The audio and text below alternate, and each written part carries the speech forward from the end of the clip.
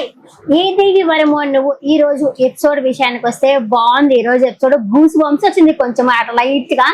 ఎందుకు అంటే జానకమ్మ ఉన్నారు కదా, అదే అనాథాశ్రమాన్ని చూసుకుంటా ఉన్నారు కదా, ఆవిడైతే వీళ్ళింటికి రావడం అయితే జరుగుతుంది. ఎవరింటికంటే ఈ రాజారావు వాళ్ళ ఇంటికైతే రావడం అయితే జరుగుతుంది. ఆ అమ్మాయి వాళ్ళ తాత వాళ్ళ ఇంటికైతే వస్తుంది అనమాట. వస్తున్నప్పుడు ఆ వెనకాల బ్యాక్గ్రౌండ్ మ్యూజిక్ గానీ చాలా బాగుంటుంది. అలా వస్తున్నప్పుడు సెక్యూరిటీ రానిచ్చారు. ఎవరు మీరు, అపాయింట్మెంట్ లేని లోపలికి రావడానికి లేదు, ఎవరు మీరు అంటే నేను అసలు శివశంకర్ని కలవాలి అంటే ఆయన లేరు, దుబాయ్కి వెళ్ళున్నారు అంటే ఇంకా ఆ ఇంట్లో ఎవరున్నారు అని అడుగుతుంది. వాళ్ళ పెద్ద ఆయన ఉన్నారు, అలాగే వాళ్ళ మేనల్లుడు ఉన్నారు, ఒక పెద్ద ఆవిడ ఉంది అంటే సరే వాళ్ళతోనే మాట్లాడచ్చా అని సెక్యూరిటీతో అడుగుతున్నామే. లేదు అదంతా కుదరదు, ముందు అపాయింట్మెంట్ ఉంటారా అని చెప్పి ఆయన అయితే చెప్పడం అయితే జరుగుతుంది.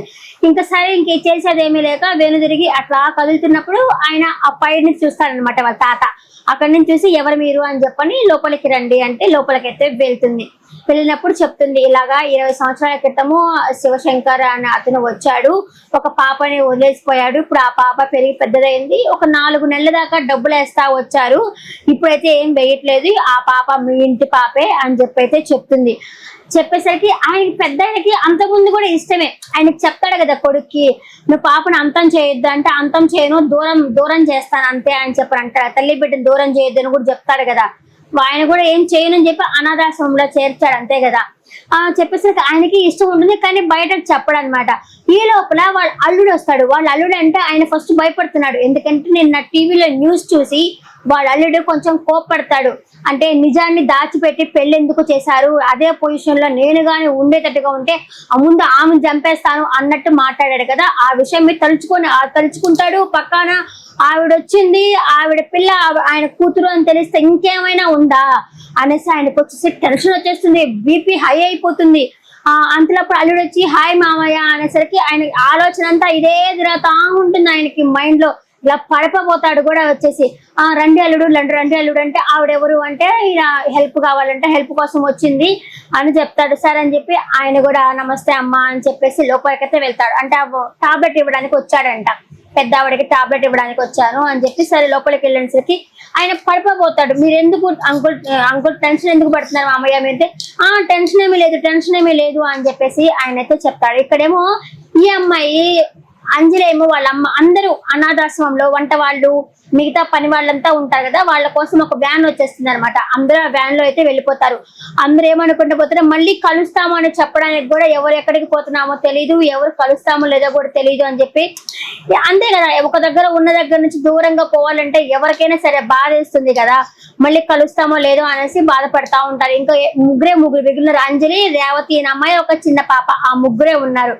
వాళ్ళు దత్తత ఇవ్వాలి కదా వాళ్ళని. వాళ్ళు కూడా పాపము మనం కలుస్తామా లేదా అంటే కలుస్తాంలే, ఇక్కడ అక్క చెల్లెల్లాగా అలా పెరిగాం కదా, బయటికి వెళ్ళినా కూడా మళ్ళీ కలుస్తాంలే అని చెప్పి వాళ్ళైతే అలా మాట్లాడుకుంటా ఉంటారు. ఇంకా ఈయన వచ్చేసి లోపలికి పంపమని చెప్పి వాళ్ళ అల్లుడిని లోపలి పంపించేస్తాడు కదా పెద్ద ఆయన. ఆమెతో చెప్తాడు ఇమీడియట్ గా నువ్వు క్షణం నుంచి బయటకు వెళ్ళిపో నువ్వు అని చెప్పేసి చెప్తాడు. అలా కాకుండా కొంచెం మంచిగా మీరు వెళ్ళండి, కొంచెం ప్రాబ్లం అవుతుంది, ఆమె తర్వాత మాట్లాడతాను అని అలా చెప్పుకుంటే పోయిండేది. అలా చెప్పకుండా ముందు నువ్వు బయటకు వెళ్ళు అని చెప్పేసరికి అది కాదయ్యా ఆ పాప మీ పాపే ఆ పాప అని చెప్పేసరికి ఇదంతా కాదు, మీరు ఎవరనుకొని వచ్చారో ఏమో, మీరు సంబంధం లేదు, ముందు బయటకు వెళ్ళండి అని చెప్పేసరికి ఆవిడ చెప్తుంది తప్పు చేస్తున్నారు మీరు, అప్పుడు తప్పు చేశారు ఇప్పుడు తప్పు చేశారు అని చెప్పేసి వెళ్ళిపోతుంది అనమాట. వెళ్ళిపోయినా అదే ఆలోచిస్తా ఉంటాడు ఆయన. నిజంగానే తప్పు, బీపీ షుగర్లు అన్ని రోగాలు ఉన్నాయి, ఎందుకు ఆ కూతురు వచ్చినప్పుడు ఆ కూతురు కాదు అని ఎందుకు చెప్పాలి, ఎందుకు తప్పు చేయాలి అని చెప్పి ఆ పెద్ద ఆయన ఆలోచిస్తా ఉంటాడు. ఇంకా ఈలోగా ఈ ఉంది కదా అంజలి, గీతాంజలి ఒక మీటింగ్ అయితే చూస్తుంది. ఆ మీటింగ్ లో జిఎం ఎవరంటే జనరల్ మేనేజర్ ఎవరంటే వాళ్ళ మేనల్లుడే, కొంచెం రావడానికి లేట్ అవుతా ఉంది అనేసి ఆ మంచి పంచువాలిటీ అనమాట. అత్తారింటి దారేదురు ఎలా ఉంటుంది ఆవిడ అలా ఉంటుంది అనమాట. దీనిలో మంచి డిసిప్లిన్ మెయింటైన్ చేయాలా అని చెప్పి అంటుంది. ఎందుకంటే జీవితంలో మోసపోయింది కదా, అందుకే జీవితంలో మోసపోయాను కాబట్టి ఇలా డిసిప్లిన్ గా ఉండాలి అని చెప్పి డిసైడ్ అవుతుంది కదా. అందుకని వాళ్ళ మేనల్లుడు కొంచెం లేట్ గా వచ్చేసరికి నీకు పంచువాలిటీ లేదా అని అడుగుతుంది. సరే ఇంకా స్టూడెంట్స్ కి ఒక 2 hours చదువుకోవడానికి పెంచితే ఎలా ఉంటుంది అని చెప్పి ఆ మీటింగ్ లో అందరిని అడుగుతుంది. వాళ్ళకి భయం కదా, మీరు చెప్పిందే కరెక్ట్ అంటాడు. దానికి మనీష్ ఉన్నాడు కదా మేనల్లుడు, అతను ఉండేసి లేదు పిల్లకాయలకి ఎడ్యుకేషన్ ఇంకా 2 hours పెంచితే వాళ్ళకి మనము స్ట్రెస్ ఇచ్చినట్టే అవుతుంది, అది వాళ్ళు మైండ్ కి తీసుకుంటారు, దాని వల్ల చదువు పాడైపోతుంది అని చెప్పేసి చెప్తాడు. తన కాన్సెప్ట్ గీతాంజలికి నచ్చి ఓకే ఇతను చెప్పిందే కరెక్ట్, పిల్లలకి ఎడ్యుకేషన్ ఇవ్వాలి కానీ ఆ ట్రెస్ అయితే ఇవ్వకూడదు కదా అనేసి ఆవిడైతే డిసైడ్ అవుతుంది. ఇంకా మనము రేపటి ఎపిసోడ్ లో ఆ పిల్లని ఎత్తుక్కుంటా వాళ్ళ తాతయ్య అనాథాశ్రమానికి వస్తాడనమాట. అది సూపర్ కదా అసలు. నిజంగా పెద్దోళ్ళు మంచిగానే ఉంటారులే కొంచెం, ఎందుకంటే ఆ ఇంటి బిడ్డే కదా, ఒకవేళ పని మనిషిగా తీసుకెళ్తారేమో నిజం చెప్పకుండా. ఎందుకంటే మనం ప్రెమోలో చూసినప్పుడు ఆ అమ్మాయి ఇంట్లో పని చేస్తా ఉంటుంది, పని మనిషిగానే ఉంటుంది, వాళ్ళ అమ్మకు తెలీదు, వాళ్ళ అమ్మ దగ్గరే ఉంటుంది, కానీ ఆమె అమ్మ అని ఆమెకు చెప్పకుండా ఈ కూతురు అని చెప్పకుండా ఉంటారు.